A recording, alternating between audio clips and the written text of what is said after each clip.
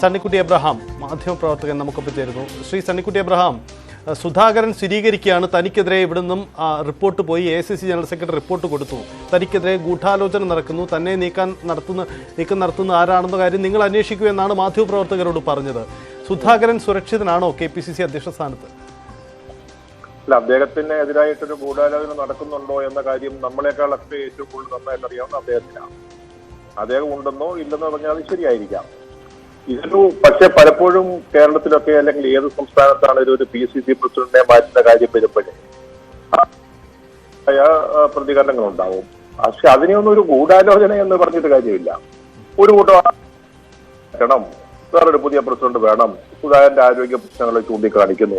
അങ്ങനെ വരുന്നത് പിന്നെ ചിലപ്പോൾ അതിന്റെ ചുമതലയുള്ള AICC ജനറൽ സെക്രട്ടറി റിപ്പോർട്ട് കൊടുക്കും, ഇവിടുന്നുള്ള പാർട്ടി പ്രവർത്തകര് ഹൈക്കമാൻഡിനെ അറിയിക്കും. അതൊക്കെ വളരെ സ്വാഭാവികമാണ്. അതിനെ നമുക്ക് വേണമെങ്കിൽ ഗൂഢാലോചന എന്ന് പറയാം. അദ്ദേഹത്തെ മാറ്റാൻ വേണ്ടി നടത്തുന്ന ശ്രമങ്ങളെ ഗൂഢാലോചന എന്ന് പറയാം, നല്ല ആലോചന എന്ന് പറയാം. അതിലൊന്നും വലിയ അർത്ഥമില്ല. അവിടെ മനസ്സിലാക്കുന്നിടത്തോളം അദ്ദേഹത്തിനോട് ഹൈക്കമാൻഡ് വളരെ കൃത്യമായിട്ട് പറഞ്ഞു കഴിഞ്ഞു, ഒരു മാറ്റം ഉണ്ടാകാൻ പോവുകയാണ്, താങ്കളെ ഒഴിവാക്കുകയാണെന്നുള്ളത് പറഞ്ഞു. അദ്ദേഹം മനസ്സിലാക്കിയിട്ടുണ്ട്. അത് ഇന്നലെ നടത്തിയ മന്ത്രിസമ്മേളനത്തിലൊക്കെ നിൽക്കാൻ പോകണേ പോകാം, ഹൈക്കമാൻഡാണ് തീരുമാനിക്കേണ്ടതെന്നുള്ള രീതിയിലുള്ള പ്രതികരണങ്ങളും അദ്ദേഹത്തിന്റെ ഭാഗത്തുനിന്ന് വന്നു കഴിഞ്ഞു. അപ്പൊ പിന്നെ അങ്ങനെ ഒരു മാറ്റം ഉണ്ടാകുന്ന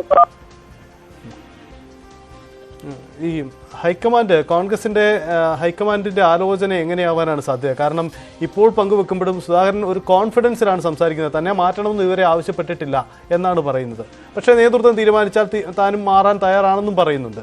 യഥാർത്ഥത്തിൽ കോൺഗ്രസിന്റെ ആലോചനകൾ എങ്ങനെയാണ്? സുധാകരനെ മാറ്റുക തന്നെയാണോ? അതല്ല പറഞ്ഞ, നേരത്തെ ഒരിക്കലേ അദ്ദേഹം മാറുന്നു എന്ന് ഒരു ഇമ്മിനന്റ് ആയിട്ട് വരുന്നു എന്നൊക്കെ കേട്ടപ്പോൾ അദ്ദേഹം പറഞ്ഞ എന്താ, ഹൈക്കമാൻഡ് പറഞ്ഞാൽ ഞാൻ മാറുമെന്ന് പറഞ്ഞു. പിന്നെ അദ്ദേഹം അതിൽ നിന്ന് വ്യത്യസ്തമായിട്ടുള്ള അഭിപ്രായം പറഞ്ഞു. അപ്പൊ ഇന്നലെയൊക്കെ നടന്ന, അപ്പൊ ഇന്ന് പത്രങ്ങളിൽ വായിച്ച ഇന്റർവ്യൂസ് അനുസരിച്ച് അദ്ദേഹം ഹൈക്കമാൻഡ് പറഞ്ഞാൽ മാറും. അദ്ദേഹത്തെ മാറ്റാൻ തീരുമാനിച്ചിട്ടുണ്ട് എന്നുള്ളതാണ് കോൺഗ്രസിന്റെ വളരെ പ്രധാന, കേരളത്തിലെ പ്രമുഖമായ നേതാക്കളുമായിട്ടൊക്കെ ഇന്നലെ സംസാരിച്ചപ്പോൾ എനിക്ക് മനസ്സിലായത് അങ്ങനെ ഒരു തീരുമാനം ഏതാണ്ടായിട്ടുണ്ട്. ഇവിടുന്ന് അങ്ങനെ ഒരു ആലോചന പോയിട്ടുണ്ട്, ഒരു അഭിപ്രായം പോയിട്ടുണ്ട്. പക്ഷെ അദ്ദേഹത്തിനോട് ചേർന്ന് നിൽക്കുന്ന ആളുകൾ അങ്ങനെ ഉണ്ടാവില്ല, അദ്ദേഹം തുടരും എന്ന് പറയുന്നവരും ഉണ്ട്. പക്ഷെ നമുക്ക് കിട്ടുന്നിടത്തോളം വിവരങ്ങൾ അനുസരിച്ച് നോക്കുമ്പോൾ ഒരു പുതിയ KPCC പ്രസിഡന്റ് അടുത്ത ആഴ്ച അല്ല ഈ ആഴ്ച വരാനുള്ള സാധ്യതയാണ് നമ്മൾ കാണുന്നത്. കോൺഗ്രസിനെ സംബന്ധിച്ച് ഈ മാറ്റം അത്ര എളുപ്പമായിരിക്കുമോ? കേരളത്തിൽ സുധാകരനും അദ്ദേഹത്തോടൊപ്പമുള്ളവരും ഒരു പ്രതിസന്ധിയായി നിൽക്കുമോ നിലവിലെ? ഞാൻ പറഞ്ഞില്ലേ, കേരളത്തിലെ കോൺഗ്രസിന്റെ ചരിത്രം അടുത്ത കാലത്ത് ചരിത്രങ്ങൾ നോക്കിയോ, എത്ര പ്രബലന്മാരെ ശക്തന്മാരെ മാറ്റിയിട്ടുണ്ട്. അതുകൊണ്ട് എന്തെങ്കിലും പാർട്ടിക്ക് എന്തെങ്കിലും സംഭവിച്ചു? ഒരാളെ മാറ്റാൻ ഹൈക്കമാൻഡ് തീരുമാനിച്ചാൽ അതങ്ങനെയാണ്. കോൺഗ്രസിന്റെ രീതിയിൽ ഹൈക്കമാൻഡ് പറയുന്നതാണ് അവസാനമാണ്. ഇവിടെ ജനാധിപത്യമില്ല, ഇവിടെ തെരഞ്ഞെടുപ്പ് നടക്കുന്നില്ല, ഇവിടെ മെമ്പർഷിപ്പ് കൊടുക്കുന്നില്ല, നമുക്കെല്ലാം അറിയാം. ഇതെല്ലാം നോമിനേഷനാണ്. ഹൈക്കമാൻഡിന് താല്പര്യമുള്ള ഇവിടെ അതാത് സംസ്ഥാനങ്ങളിലെ അഭിപ്രായം കൂടെ കേൾക്കും, എന്നിട്ട് അവരൊരു തീരുമാനം എടുത്ത് അതങ്ങ് നടപ്പാക്കും. അത് യാതൊരു സംശയവുമില്ല. അതിപ്പം അദ്ദേഹത്തോട് ചേർന്ന് നിൽക്കുന്നവരോ അല്ലെ അദ്ദേഹം ഒന്നും അതിനകത്ത് എതിർത്തിട്ട് വലിയ കാര്യം ഉണ്ടാവുമെന്ന് എനിക്ക് തോന്നുന്നു. അദ്ദേഹം എതിർക്കുമെന്ന് എനിക്ക് തോന്നുന്നില്ല.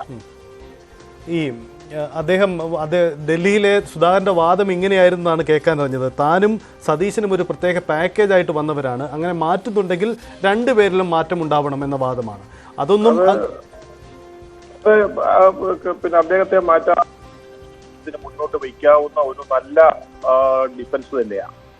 ഒരു പാക്കേജ് പോട്ട്, അല്ലെങ്കിൽ ഒന്നിച്ച് എന്നെ പ്രസിഡന്റാക്കി വേറൊരാളെ പ്രതിപക്ഷ നേതാവാക്കി, അപ്പൊ എല്ലാവരെയും മാറ്റണമെന്ന് പറയുന്നത് ഒരു നല്ല ഡിഫൻസാണ്.